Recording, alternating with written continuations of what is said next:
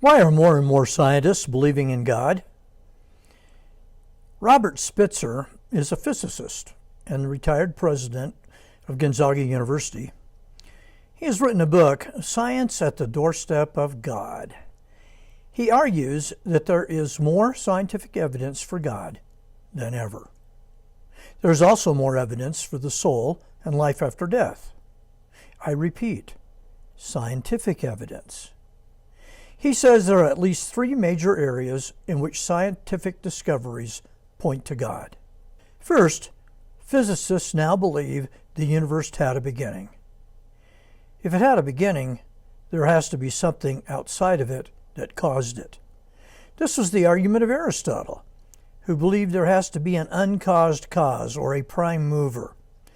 It's only logical that if everything we see around us is caused by something else, it all has to go back to something that does not have a cause.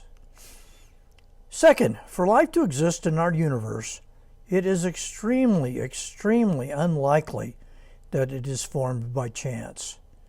Scientists are discovering more and more the complexity of life, and that forming it by accident is impossible.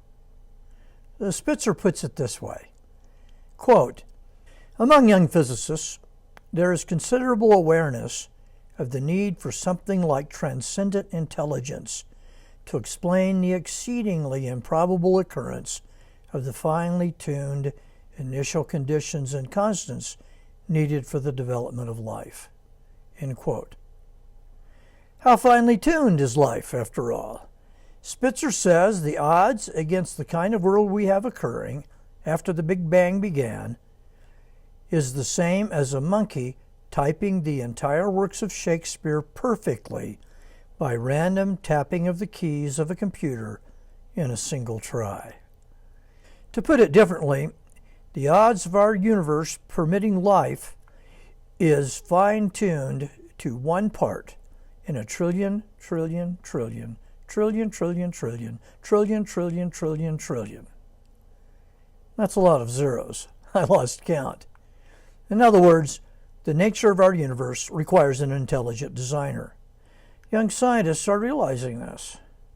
Third, many scientists are coming to believe in God because scientific studies are showing that it is quite possible, even quite likely, that consciousness can exist outside our bodies and can exist after death.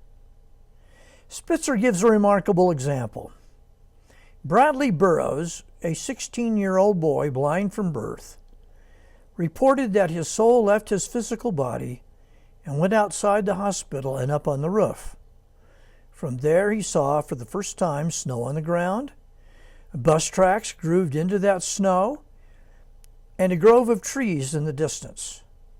As he was observing the scene, a bus, having a large sign on its back with an arrow pointing to the right, passed by the hospital, moved up the tracks, and went to the right into the grove of trees. The schedule of the bus showed that it passed by the hospital at the precise moment when Bradley was clinically dead. Aside from the virtual impossibility of explaining this by guesswork or hallucination, we are further perplexed by how someone without any visual images in his physical brain could accurately hallucinate such a scene. Spitzer adds a couple of other factors.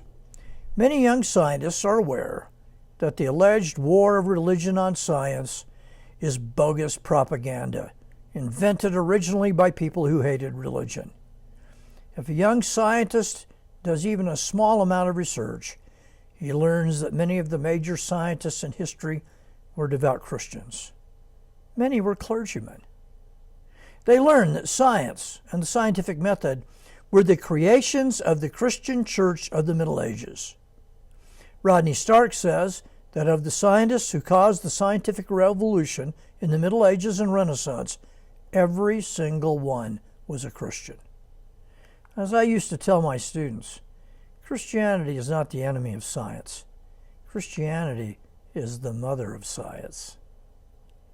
Also, more and more Christian students are entering the sciences and find they can take their faith with them. Spitzer says the hostility is not as great as it once was. Alas, this is not true in the so-called social sciences and the humanities.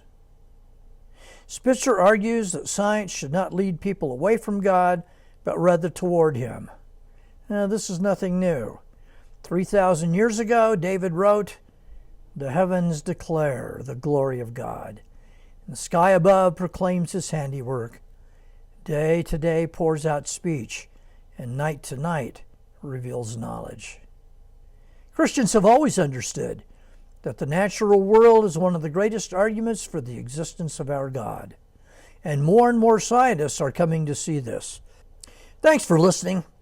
May our God, the God who really exists, bless you this day in a mighty way.